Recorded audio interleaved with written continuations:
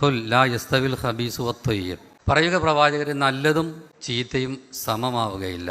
വലോ ആജബക്ക കസ്റത്തുൽ ഖബീസ്. തിന്മയുടെ ആധിക്യം താങ്കളെ അത്ഭുതപ്പെടുത്തിയാലും ശരി. ഫത്തഖുല്ലാ യാ ഉലിൽ അൽബാബ്. അതുകൊണ്ട് അള്ളാഹുവിനെ സൂക്ഷിക്കുക ബുദ്ധിയുള്ളവരെ. ലഅല്ലക്കും തുഫ്ലിഹൂൻ. നിങ്ങൾ വിജയിക്കും. അപ്പോൾ അവിടെ നല്ലതും ചീത്തയും സമമാവൂല. വലോ ആജബക്ക കസ്റത്തുൽ ഖബീസ്. തിന്മയുടെ ആധിക്യം താങ്കൾ അത്ഭുതപ്പെടുത്തിയാലും. അപ്പൊ തിന്മ കൂലം കുത്തി ഒഴുകിയാലും ജനങ്ങളൊക്കെ അത് തന്നെയാണ് നന്മ എന്ന് വിചാരിക്കുന്ന അവസ്ഥ വന്നാലും, കാരണം തിന്മ ചെയ്യുന്നു, വീണ്ടും ചെയ്യുന്നു, പിന്നെയും തിന്മ ചെയ്യുന്നു, അങ്ങനെ നിരന്തരമായി തിന്മകൾ ചെയ്യുമ്പോൾ പിന്നെ അവസാനം അതിനോട് മാനസികമായ ഒരു യോജിപ്പ് വരും. തുടക്കത്തിലൊക്കെ തിന്മ ചെയ്യുമ്പോൾ ഒരു പേടിക്കലും വിറക്കലൊക്കെ ഉള്ളവരും അതിങ്ങനെ ആവർത്തിച്ച് ഇങ്ങനെ ചെയ്യും. അല്ല, ആ തിന്മക്ക് വേണ്ടി നിരന്തരമായ മുറവിളികൾ കൂട്ടുമ്പോൾ ചിലപ്പോൾ ജനങ്ങളൊക്കെ തെറ്റിദ്ധരിക്കും, അത് നന്മയാണെന്ന് തെറ്റിദ്ധരിക്കും. അങ്ങനെ കുറേ തിന്മകൾ സമൂഹത്തിലുണ്ട്. അതൊക്കെ നമ്മൾ എതിർത്ത ആൾക്കാർ, അതൊക്കെ തെറ്റാണോ, ഇവരേത് കാലത്തിലേക്കാണ് ക്ഷണിക്കുന്നത് എന്നൊക്കെ ചോദിക്കും.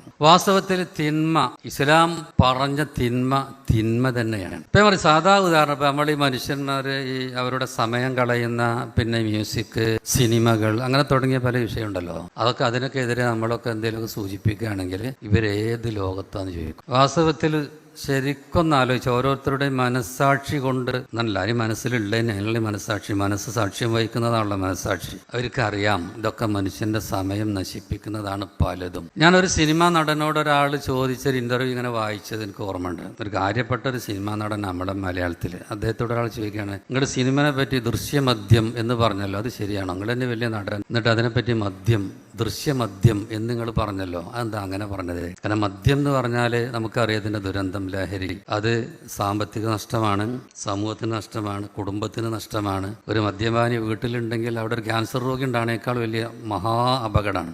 ഏത് വേറെ രോഗം ഉണ്ടെങ്കിൽ അതിനേക്കാൾ വലിയ. കാരണം ആ വീട്ടിൽ പേടിച്ചിട്ട് അവൻ്റെ ജീവിതം, കുടുംബത്തിന് പ്രശ്നം, ഭാര്യയ്ക്ക് പ്രശ്നം, എല്ലാം. പിന്നെ അവൻ്റെ പ്രശ്നം, അവൻ്റെ ബുദ്ധി പ്രശ്നം, അവൻ്റെ സമ്പത്തിൻ്റെ പ്രശ്നം, സമൂഹത്തിന് പ്രശ്നം പലതും ഉണ്ടല്ലോ. പിന്നെ അവനത് ഒഴിവാക്കാൻ പറ്റാത്തത്, അത് കിട്ടിയിട്ടില്ലെങ്കിൽ അവൻ അക്രമാസക്തമാകുന്നത്, പല അപകടങ്ങളുണ്ട്. അപ്പം അങ്ങനെ ഉള്ളതെന്നാണ് ഇപ്പം സിനിമയെ പറ്റി ദൃശ്യമദ്യം എന്ന് നിങ്ങളെന്താ പറഞ്ഞത്? നമ്മൾ പറഞ്ഞല്ലോ, ഒരു സിനിമ നടൻ തന്നെ പറയണം. അത് ചോദിച്ചപ്പോൾ അദ്ദേഹം പറഞ്ഞു, ഞാനതിൽ ഉറച്ചു നിൽക്കേണ്ട, അങ്ങനെ തന്നെയാണ്. കാരണം ഞാൻ പ്രീ ഡിഗ്രി പരീക്ഷൻ്റെ തലേന്ന് പോയി സിനിമ കണ്ട ആളാണെന്ന് പറഞ്ഞു. അദ്ദേഹം അപകടം പറഞ്ഞാണ്. പ്രീ ഡിഗ്രി പരീക്ഷൻ്റെ മുമ്പ് ഞാൻ പോയി സിനിമ കണ്ടു എന്ന് പറഞ്ഞാൽ അദ്ദേഹം പറയാം, അപ്പോൾ നമ്മുടെ വിലപ്പെട്ടത് ഇത് തകർക്കുന്നുണ്ടെന്ന് അർത്ഥം. വളരെ വിലപ്പെട്ട പരീക്ഷൻ്റെ തലേന്നൊക്കെ നന്നായി വായിക്കേണ്ട സമയമാണല്ലോ, ഒരു സംശയമില്ലല്ലോ.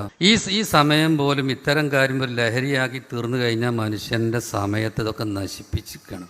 പക്ഷെ ഇതൊന്നും പലരും സമ്മതിച്ചിരുമില്ല. പ്രത്യേകിച്ച് ഉള്ളിലുണ്ടെങ്കിലും അവരിത് സമ്മതിക്കില്ല. അപ്പം ഇങ്ങനെയുള്ള ചില തിന്മകളാണ് ഇപ്പം ഇങ്ങനെ വന്നുകൊണ്ടിരിക്കുന്നത്. അപ്പം അതിനെതിരെ പറയുമ്പോൾ ഇപ്പോൾ നമ്മുടെയൊക്കെ നാട്ടിലുള്ള അവർ തീവ്രവാദികളാണെന്ന് പറയും. അതാണ് ഇത്തരം കാര്യങ്ങളെ പറ്റി പറഞ്ഞാൽ അവരെന്താ ഇതിനെ നമ്മൾ എതിർത്ത് കഴിഞ്ഞാൽ അവർ താലിബാനാണെന്ന് പറയും. അങ്ങനെ ഓരോന്ന് പറയും. വാസ്തവത്തിൽ എന്തൊരു അക്രമമാണ്.